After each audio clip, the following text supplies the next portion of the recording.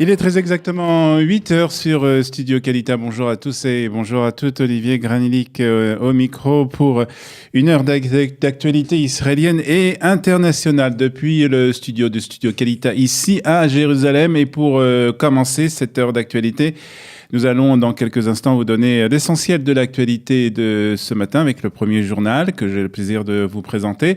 8h15 sera notre premier invité. Nous parlerons de la visite historique du président tchadien ici en Israël, une visite qui a commencé hier. Et nous serons en ligne avec Kadja Guindi, qui est de la Galil International Management Institute et qui nous parlera justement des relations avec ce pays, le Tchad, et d'autres pays africains. 8h25, ce sera notre rendez-vous avec notre histoire, avec Un jour notre histoire et Eliana Gerfinkel.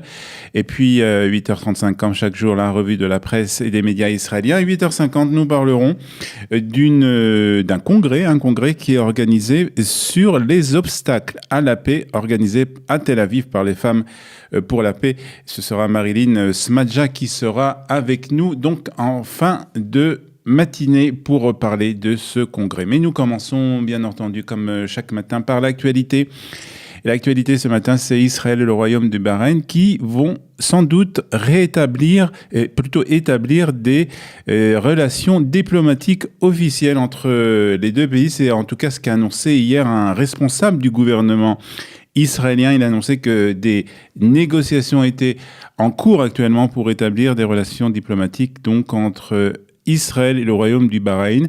En juin dernier, déjà, une source officielle du royaume avait affirmé que le Bahreïn ne considère pas Israël comme un ennemi, assurant que son pays deviendrait sans doute le premier État du Golfe à établir des liens diplomatiques officiels avec Israël. Un tel rapprochement ne viendra pas en contradiction avec un principe du Bahreïn, avait ajouté cette même source. Et puis, plus tôt ce dimanche, lors d'une conférence de presse commune avec le président tchadien, en voyage officiel en Israël, le Premier ministre israélien Benjamin Netanyahu avait évoqué donc les changements dans le monde arabe, rappelant sa visite récente à Oman et annonçant qu'il y aura très bientôt d'autres visites dans les pays arabes. Donc on parle ce matin des relations diplomatiques officielles entre Israël et le Bahreïn. Et justement, le président tchadien Idriss Déby est arrivé hier, lui, en Israël pour une visite officielle. Il a rencontré le président de l'État, Reuven Rivlin, ainsi que le Premier ministre israélien Benjamin Netanyahu à Jérusalem. Cette rencontre s'inscrit dans le contexte des multiples efforts diplomatiques menés par le Premier ministre au cours de ces dernières années afin d'établir ou de rétablir des relations avec plusieurs pays africains. C'est en tout cas la première visite d'un dirigeant tchadien en Israël depuis la création de cet État en 1960. Les relations diplomatiques entre Israël et le Tchad avaient été rompues en 1972.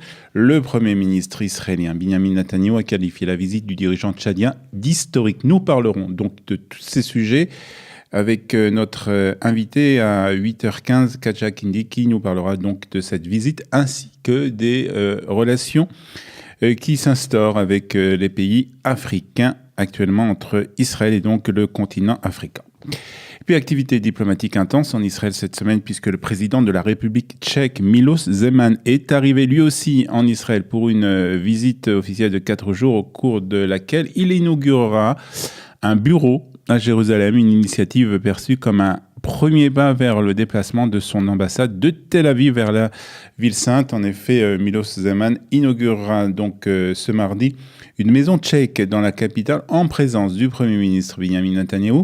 La maison tchèque accueillera plusieurs institutions dépendantes du gouvernement de Prague. Prague avait déjà rouvert en mai dernier son consulat honoraire à Jérusalem, fermé depuis 2016 suite au décès de l'ancien consul.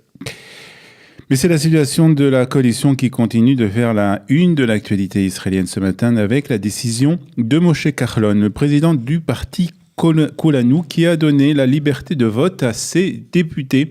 C'est-à-dire que les députés du Kulanu peuvent voter comme bon leur semble sur certaines lois, ce qui peut être délicat lorsqu'on sait que la coalition compte 61 voix et que chaque voix compte, c'est le cas de le dire.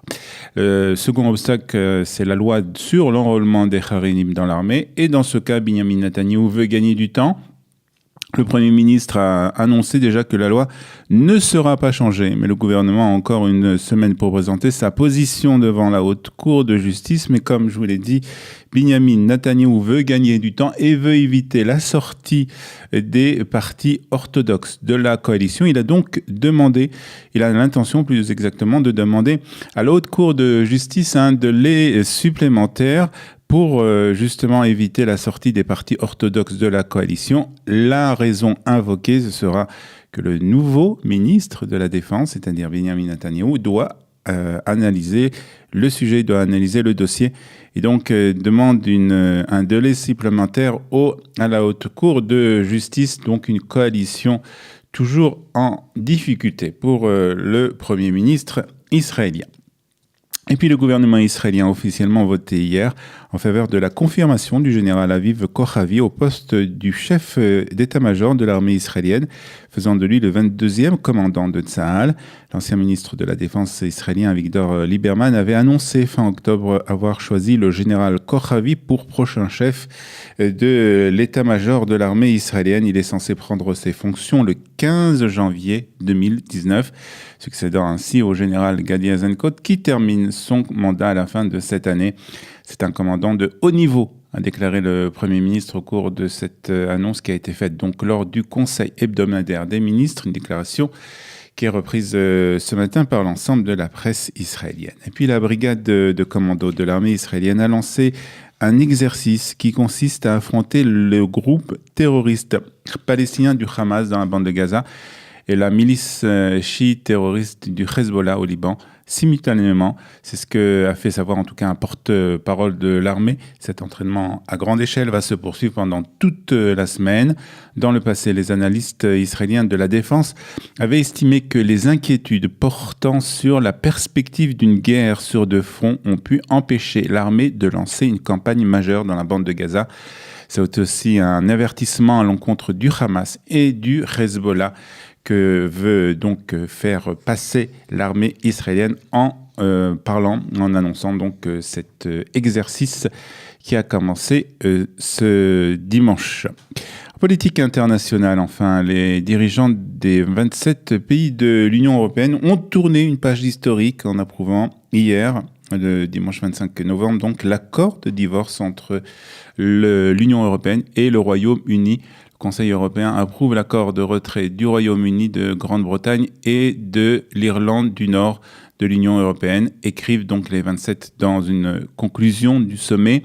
Ils ajoutent vouloir instaurer la relation la plus proche possible post-Brexit avec Londres. Cette relation future a fait l'objet d'une déclaration politique séparée donc de l'accord de divorce qui a également été approuvé par le Conseil européen. C'est un moment triste et c'est une tragédie, a déclaré de son côté le président de la Commission européenne, Jean-Claude Juncker. La première ministre britannique Theresa May a affirmé de son côté que l'accord de divorce conclu avec l'Union européenne était le seul possible.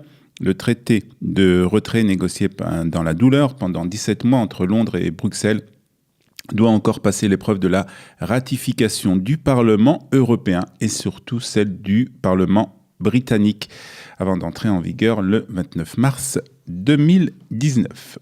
On va terminer par la météo avec des températures qui sont toujours en baisse en Israël avec 22 degrés à Tel Aviv, 18 à Jérusalem, 24 degrés à la mer Morte et 25 à Eilat. Il est 8h09 sur Studio Kalita. Dans quelques instants, après quelques notes de musique, notre première invitée, Kadja Guinda, et nous parlerons avec elle des relations entre le Tchad et Israël.